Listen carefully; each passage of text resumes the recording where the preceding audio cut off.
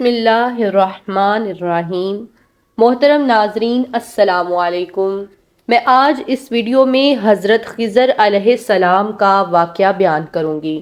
ناظرین، ویڈیو میں آگے بڑھنے سے پہلے اگر آپ نے ابھی تک اس چینل کو سبسکرائب نہیں کیا یا آپ اس چینل پر نئے ہیں تو ہمارے چینل اسلامک ٹاکس کو سبسکرائب کریں تاکہ آنے والی تمام ویڈیوز آپ تک پہنچ سکیں۔ ناظرین، ایک مرتبہ حضرت خضر علیہ السلام دریا کے کنارے بیٹھے تھے۔ اتنے میں کسی سائل نے آ کر ان سے سوال کیا کہ میں آپ سے اللہ کے واسطے سوال کرتا ہوں، مجھے عنایت فرمائیے۔ یہ سن کر حضرت خضر علیہ السلام پر بے ہوشی طاری ہو گئی۔ جب کچھ ہوش ہوا تو فرمانے لگے، بھائی، میں تو صرف اپنی جان اور مال کا مالک ہوں۔ تم نے مجھ سے اللہ کے واسطے سوال کیا ہے، لہٰذا میں اپنی جان اور ذات تمہارے حوالے کرتا ہوں۔ تم جس طرح چاہو اس کو استعمال میں لاؤ، بازار میں فروخت کر کے اس کی قیمت سے فائدہ اٹھاؤ۔ چنانچہ سائل ان کو بازار لے گیا اور ایک شخص سائمہ کے ہاتھ ان کو فروخت کر دیا۔ یہ سائمہ خرید کر ان کو اپنے گھر لے گیا، جس کی پشت پر اس کا ایک باغ تھا۔ چنانچہ سائمہ نے حضرت خضر علیہ السلام کو ایک کدال دے کر کہا کہ سامنے والا پہاڑ جو 3 مربع میل رقبے میں واقع تھا، اس کی مٹی کاٹ کاٹ کر باغ میں ڈال دو۔ اور یہ حکم دے کر سائمہ اپنی کسی ضرورت سے کہیں چلا گیا اور حضرت خضر علیہ السلام اس پہاڑ سے مٹی کاٹ کاٹ کر باغ میں ڈالنے لگے۔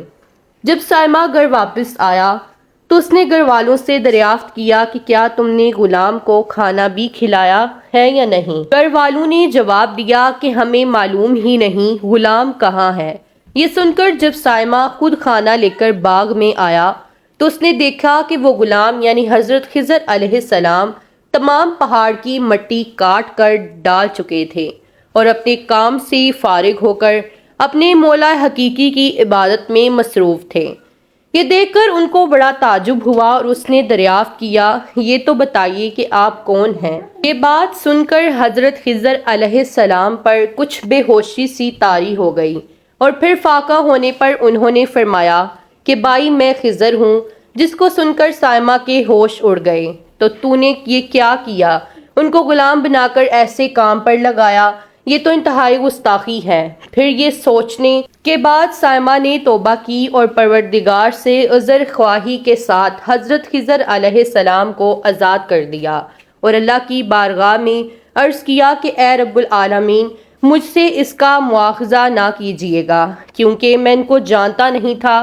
اس کے بعد حضرت خضر علیہ السلام نے دعا فرمائی اور سجدہ شکر بجا لائے کہ اے میرے پروردگار، میں تیرے ہی حق میں غلام بنا اور تیرے ہی حق میں آزاد ہوا، اس پر تیرا شکر گزار ہوں۔ بعد ازاں واپسی کی اجازت لے کر جب دریا پر واپس آئے تو دیکھا ایک شخص کھڑا دعا مانگ رہا ہے کہ اے میرے رب، حضرت خضر علیہ السلام کو غلامی سے رہائی عطا فرما دے اور ان کی توبہ قبول فرما لے۔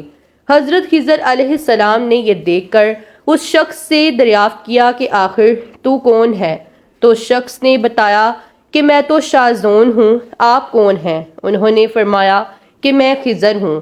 اس کے بعد شازون نے کہا، اے خضر علیہ السلام، آپ نے اپنے رہنے کے لیے مکان بنا کر دنیا طلب کی ہے، کیونکہ حضرت خضر علیہ السلام کا دریا کے کنارے پر ایک عبادت خانہ تھا۔